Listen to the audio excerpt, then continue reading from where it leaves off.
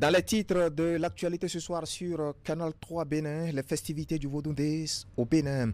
Quelques jours après les manifestations officielles, nous venons ce soir avec une interrogation.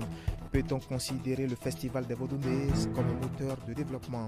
Une question que l'un des béninois de la diaspora nous aidera à répondre. Il a nom Conrad Baguizi et il est acteur du développement local. Il sera aussi question du cocktail de Nouvel An organisé par la Chambre de commerce et d'industrie du Bénin avec ses partenaires techniques et financiers. Plus qu'un moment festif, la rencontre s'est voulue une tribune d'échange entre les deux parties pour explorer de nouveaux horizons pour les affaires au Bénin. Dans cette édition, Florence Bossa et Henri Ganti nous feront le compte rendu d'une soirée riche en enseignements. Et puis en sport, l'actualité reste essentiellement dominée par la Coupe d'Afrique des Nations de football, dont le coup d'envoi de la 34e édition a été donné hier samedi 13 janvier 2024 en Côte d'Ivoire. Ce soir, nous vous proposerons un zoom sur les 6 stades qui accueilleront les 52 matchs de la compétition.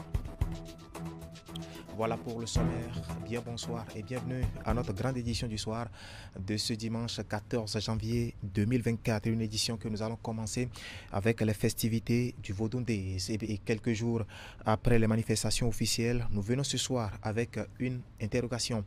Peut-on considérer le festival des Vodou Days comme un moteur de développement? Une question que l'un des béninois de la diaspora nous aide ici à répondre. Il a nom Conrad Baguizi et il est acteur de développement local.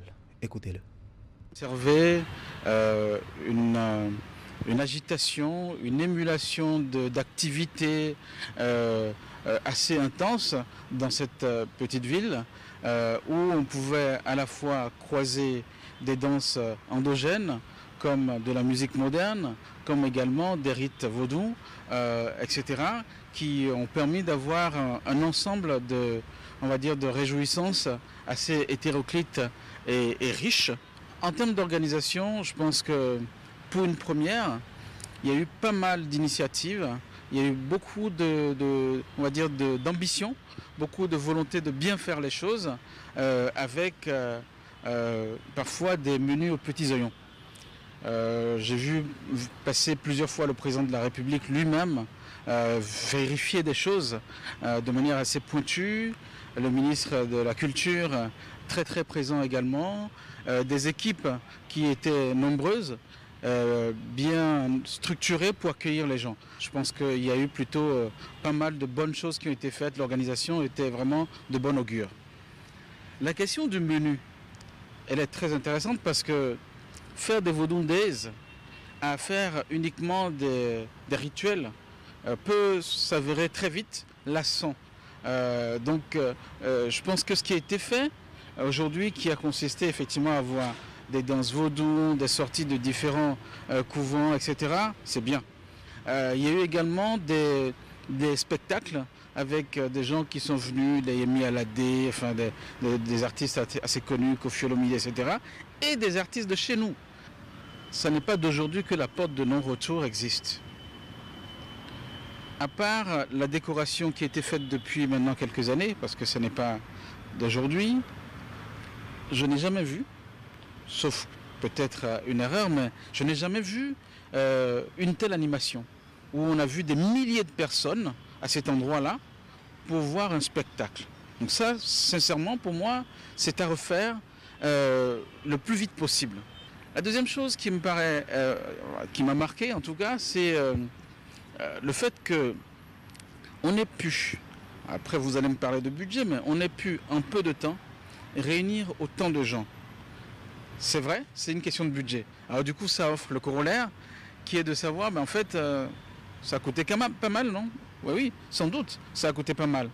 Mais est-ce que c'est bien de dire, voilà, puisque ça coûte, on ne dépense pas, du coup on ne fait plus la promotion de la culture, du coup on reste comme on est, du coup on ne se développe pas, du coup on ne fait plus la promotion du tourisme? Ce n'est pas forcément une bonne réflexion. Il y a beaucoup de gens qui pensent justement uniquement les dépenses qui sont faites ce jour-là, sans imaginer ce que ça peut rapporter. Eh bien, je pense que, en tant que chef d'entreprise, parce que je le suis, quand on a envie de se développer, il faut accepter d'investir. Et c'est ce qui s'est passé. Donc ça, c'est un fait marquant que je tiens à souligner. À la fois un beau spectacle dans cet endroit-là, mais à la fois le courage et la volonté politique de dire c'est bien d'investir sur ce sujet-là pour que ça puisse devenir quelque chose qui reste dans les mémoires. Voilà, c'était Conrad Baguidi, acteur de développement local. Et par la même occasion, il s'est prononcé sur la question de la responsabilité qui incombe aux Béninois de la diaspora pour que le Festival des Vodou Days soit l'affaire de tous et aussi adopté par les pays étrangers. Nous allons retrouver ici Conrad Baguidi. Ce que nous pensons, c'est que le Vodou Days ne sera pas que l'affaire de Ouida. Nous allons faire la proposition sous la conduite du roi Baguidi XV de Savalou. Nous allons faire en sorte qu'il soit possible d'avoir les post-Vodou Days. Alors, très vite, j'ai vu que le Togo nous a déjà devancé en faisant ces journées également on va dire, de divinité noire. À partir d'aujourd'hui, je ne leur fais pas la pub. Mais nous allons faire les post-Vodou Days. Nous allons en tout cas y réfléchir, pas seul, mais en faisant en sorte que, vous savez l'histoire de l'esclave.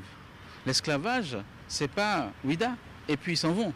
C'est tout le long, depuis Savalou, Djidja, Abomey, Savi, jusqu'à Ouida. Donc il y a un chemin à parcourir, un chemin historique, un chemin mémoriel qu'on peut imaginer, agrémenté en connivence avec les différentes communes qui sont sur ce parcours-là, pour arriver à compléter